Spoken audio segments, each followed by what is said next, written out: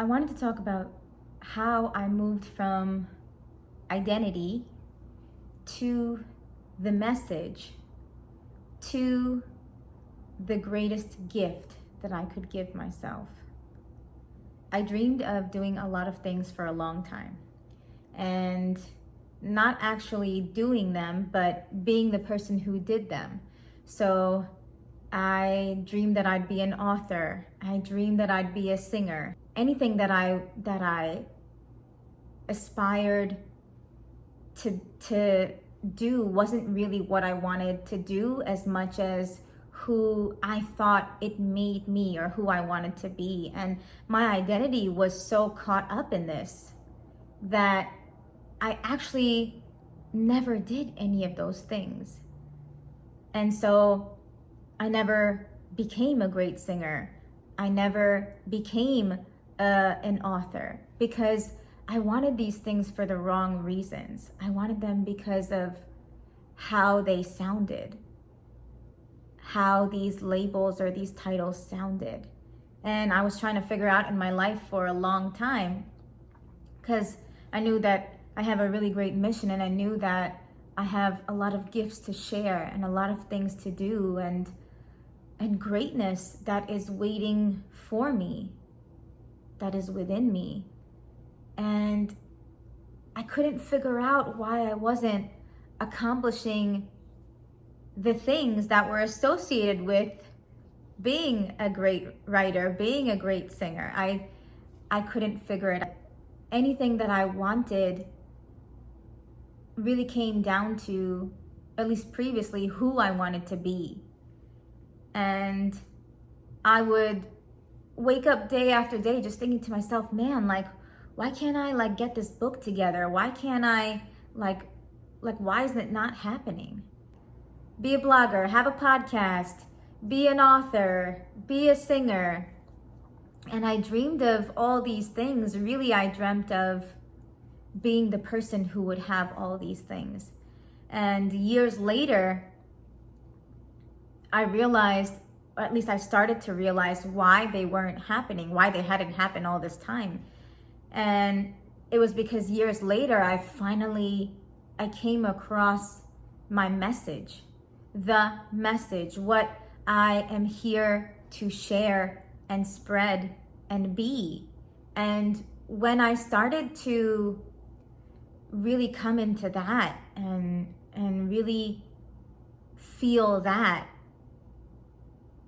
I realized why I hadn't done any of the other things. It's because when you have a message, then your role is no longer tied to your identity. Your role just becomes, your role is the message. You are here to share your message. And it doesn't matter if you do that through a podcast, or if you do that through a blog, or if you do that through a painting. Your purpose, your expression, your message is what matters, and when you find that, when you come across your message, it doesn't matter what platform it is. You will spread your message in every platform, because that's the reason that you're here, because that's the thing that you care about more than anything. That's the thing that you live, breathe, and eat, and you know that it changed your life, and so you know that it will change the life of others, and that other people need it too, and that's what you're here to share, and that's what you're here to do. So it no longer becomes about being a great anything. It just becomes about this life-changing thing, this message, and how can I make it available to the most people? So I think in the last few years, maybe last 2 years, I don't know, I think I've come into my message.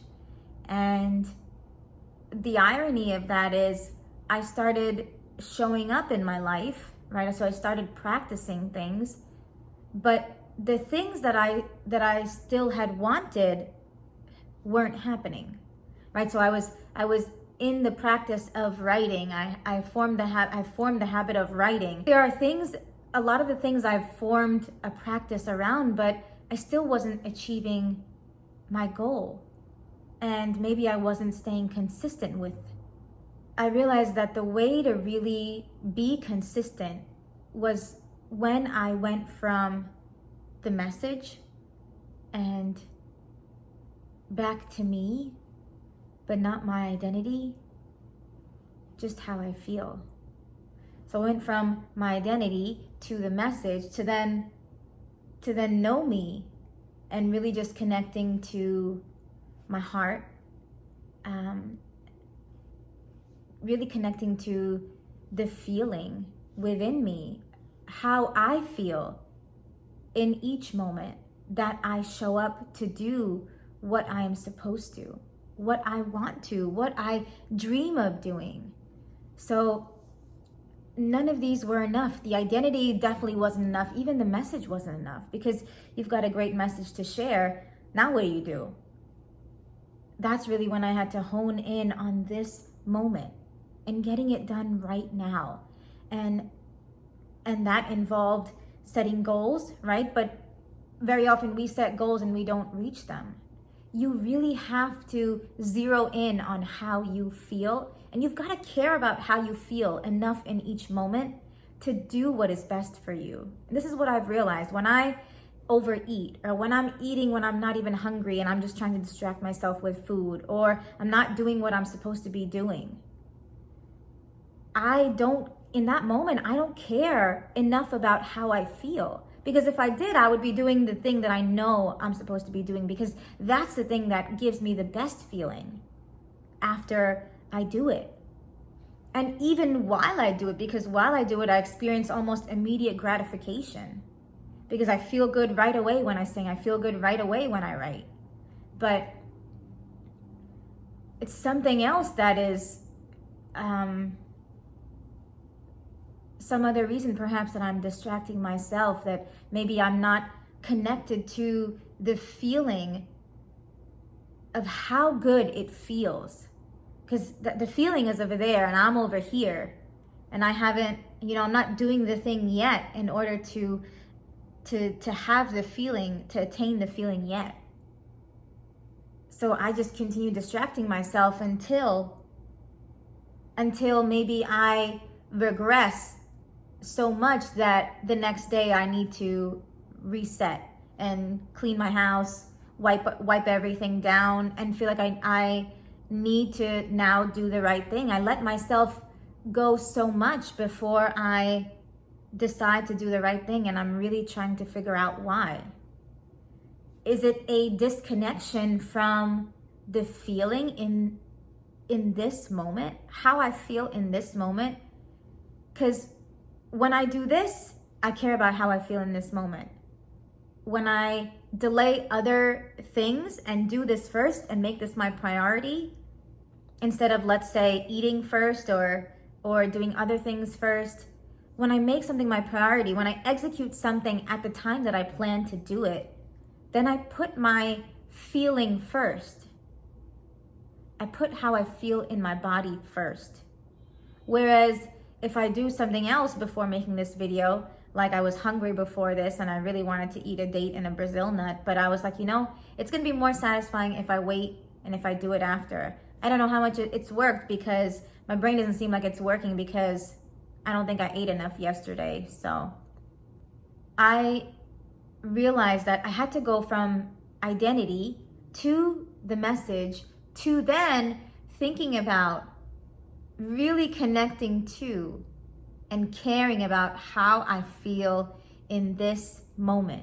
Because if I distract myself, if I'm doing anything else than what I know I should be doing in this moment, then I've got to ask myself why, because I'm clearly not caring about how I will feel in the next moment, or how I'll feel later when I reflect back on this moment and realize, well, I really wasn't hungry, but I ate anyway.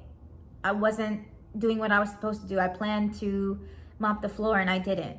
Like there's just, it's just all of these little things and dozens of decisions that we make all throughout each day, which really can either add to our good feelings about ourselves or distract us from how we truly feel. And your best life, your highest success, will only be attained and sustained through caring about how you feel in each moment. Each moment. Because you know that success is not something that we attain once and that's it. It's a moment to moment. People say day by day. Well, guess what? Each day is filled with just a bunch of moments. And success really is found, and it's based on what you do in each moment. There is no getting there. There is no staying there without you reaching for success in each moment of your time, each moment of your day, each moment of your life. It's an ongoing thing, and I'm so glad that it is, because if we just attained it, what would we do in the next moment? We just sit back and relax and be like, oh, I'm done. Let me have that whole bag of chips. Let me eat that whole thing of donuts. I'm done. No, we know that in the next moment, we've got to do it all over again. Tomorrow, I know that I've got to wake up early and I've got to do this whole thing again. So I've got to make sure that I eat right today, that I don't eat too late so that I can go to sleep on time. Otherwise, if I eat too late, then I don't sleep well, and I don't sleep on time. I don't sleep well. I can't fall asleep, and then I don't wake up on time, and then my whole day is messed up. And so this ongoing journey really is what keeps us humble, and it's what keeps us in the light, not in any facade.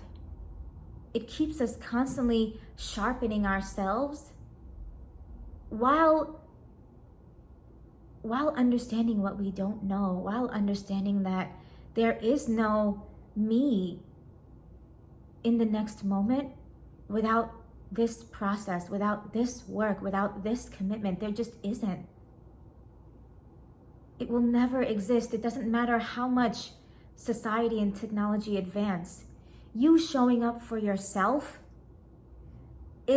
will always be the requirement for success in each moment and for sustaining success over your lifespan. You've got to do it every moment, not even every day, every moment. And I'm grateful that it's that way, even though sometimes it really sucks that you clean the whole house and literally use the bathroom and it's dirty again. But I'd be so bored if that was the case. I'd be so bored what would life be if we just did something once and then there was nothing left to do after that? There was nothing to renew after that. What would life be? What would we do? So I'm grateful that this is the case. And I'm grateful that we constantly have to show up and that there is no end. And that even when your children are little and the work looks like changing their diapers, that work just looks different as they grow and become more independent. But the work is always there. The work that you have to do, whether that's with your hands and body or within you, maybe just accepting them the way that they are. That work is perhaps a part of life. Maybe the work never ends. Maybe the things in life that are truly rewarding, so that they can be rewarding, they can continue to be rewarding. The work is there, the work exists. And we are supposed to do it if we want the reward, if we want to sustain good feelings, our good feelings over time. We've got to stick with the work. And in order to stick with the work, you've got to connect to the feeling. So no matter how much you want to be a great mom, or how much you want to be a great writer, or how much you want to be a great speaker or author or artist or great anything, it's not enough. it's not what's going to get you to putting in your everything in each moment. Because if you just think about the dream and the end vision, then you're living in a fantasy land if you don't bring it down and break it down into what you need to be doing in this moment. You are that already. What would a great author be doing in this moment? What would a great mom be doing in this moment? And to truly be great at these things, you've got to have your own spin, your own style, your own art expression, which really comes from your message. Your message dictates your expression. Your message will be your flavor, will be the flavor of your lollipop, of your great author lollipop. Or if you're a great mom, your message will be your flavor. That's what your children will know you as. That's what you will know yourself as. So you've got to have some substance. You've got to know what you're about. Yeah, I'm a great mom, but what do I focus on? What makes me a great mom? What do I value? I really value emotional intelligence. I really value helping my children through their emotions. I really value modeling for them. I really value modeling compassion for them. I really value forgiving them while still teaching them, while still loving them, while still being there for them, all the while accepting them as they are in each moment. What's your message? And then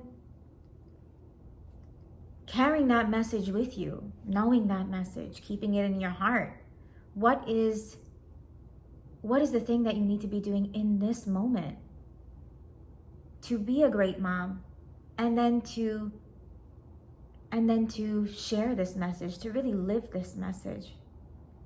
And if you really care about how you feel in this moment, then you will always remember being a great mom, and then also your message. You will always remember the best thing that you can be doing in this moment. You will remember, you will know. I want to eat something.